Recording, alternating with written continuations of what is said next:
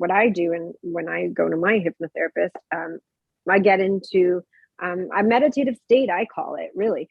And in that, and it, for me, it's a directed, it's a purpose. It's like a purposeful meditation where you have a, sometimes in meditation you just say, oh, I just want to, tap in to conscious state, or just nothing. I want nothing, right? Where this has a purpose to change a behavior. So it's what you want out of it. The intent, you and your therapist are going to decide what you want. Like, because you could be like, the intent is to go in a regression.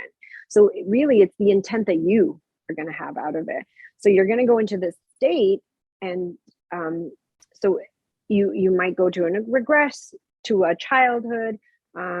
I don't know what your therapist is planning to do for you. Maybe it's a goal, more discovery of yourself. So you're going with intention and improvement, really.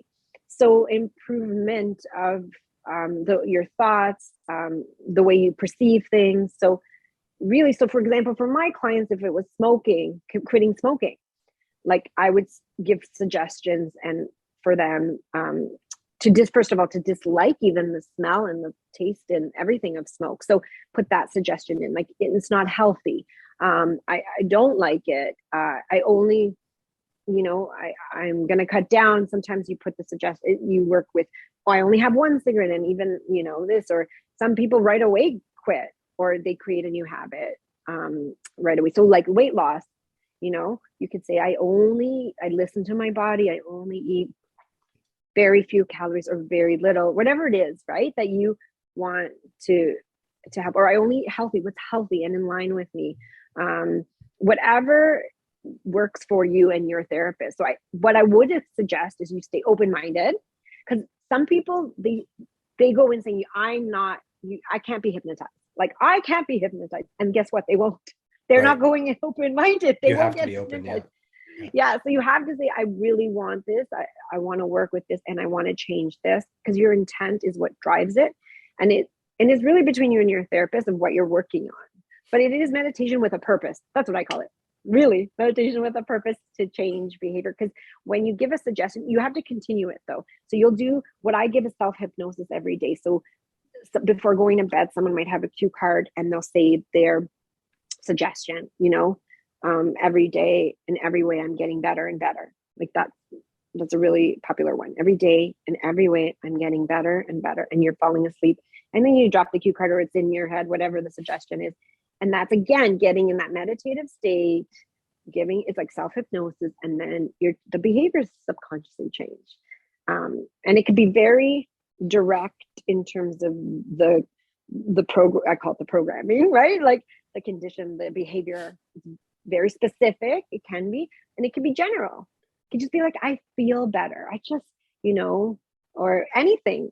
And there's self-hypnosis. Like, I think there's an app called Reverie where you got self-hypnosis app, and you can just, before you go to bed, I do tell people you can do it on your own. You really can. It's great that you can. If you need some guidance, it's great to come to somebody, but then you can do it on your own every night and what you said, target that one area.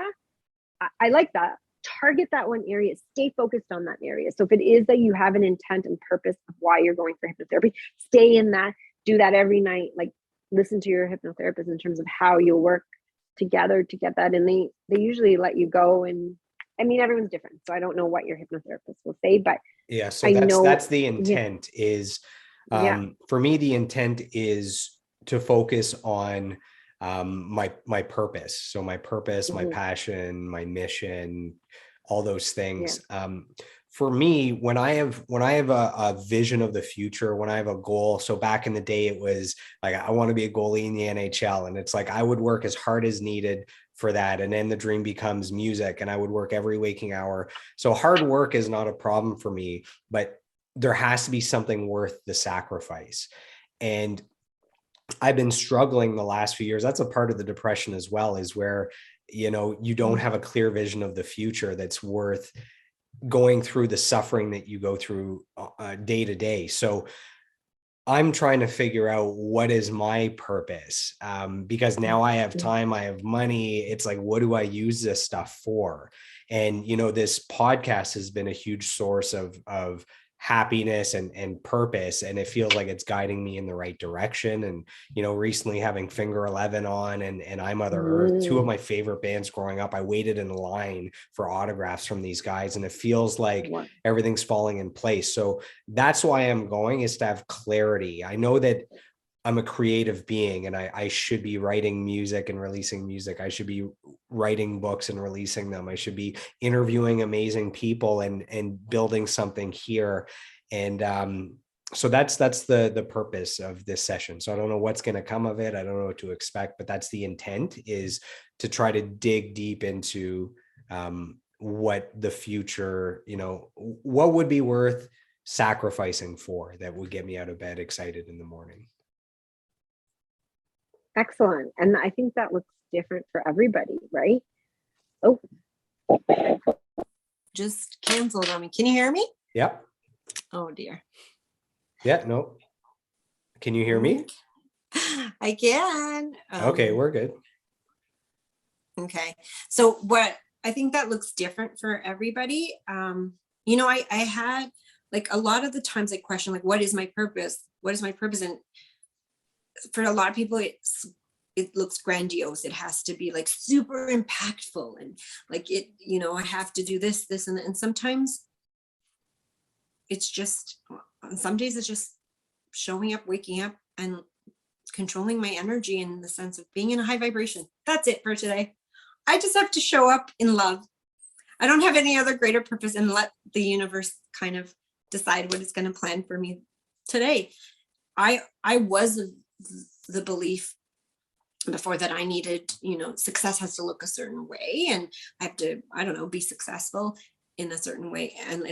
And now it's just like, my purpose is sometimes so minuscule. Like it feels minuscule, but it's big, controlling that vibration that I come in and show up in the world in. And that's it. Just being happy, being there for my kids, like being present. That is like a hard thing for so many people. That's the present. Like your presence in the present moment is so valuable. Like we always think of like, what should I be doing? What happened in the past to me? Blah, blah, blah, blah. And it's like, right now, I'm here in front of Joelle, and we're having this amazing conversation. And like, that's it. That was my purpose today. Right now, in this moment, hearing, speaking, interchanging energies. That's it. And every day, it's nothing more than like, just show up in the world, show up in the energy that I want. And sometimes not. Sometimes it won't be the energy I want because I'm feeling all these energies, but trying to just be. I'm just going to show up and be, right? Because that saddest time in my life was when it looked like I was the most successful. It's interesting because I hear people say that, like, and I mean, success for me isn't like I have so many followers and success for me was like, I have a well-paying job, you know, I have the like 2.5 kids, like, or whatever that is, like, but I was so unhappy, and not because it wasn't in gratitude, don't get me wrong, I was in such gratitude, but I wasn't present. I was just going through the motions. Like it was like, get the business done, get it done, get the kids paid, get the food on the table, like, you know, clean the house, and I just wasn't in each moment. And I think that to me is so purposeful, being in every moment, being present. It's hard. Listen, my addictions are the stupid scrolling on social media. Like that's one of my things that I'm like, oh my God, it's like an instant hit. Like it's like, and now I have to really work on limiting those times. And and like I would use food a lot as medication. Like I was more of the food person. Like, I'm happy to eat, I'm sad to eat. And it's cultural, like Greek Mexican food is huge, you know? And I remember all through my 20s, like we were just drinking a lot every weekend, partying.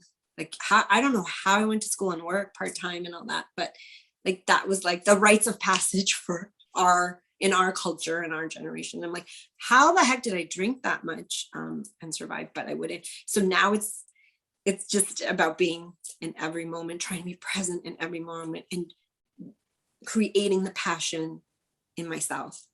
Like nothing external to me is going to drive me. It's me.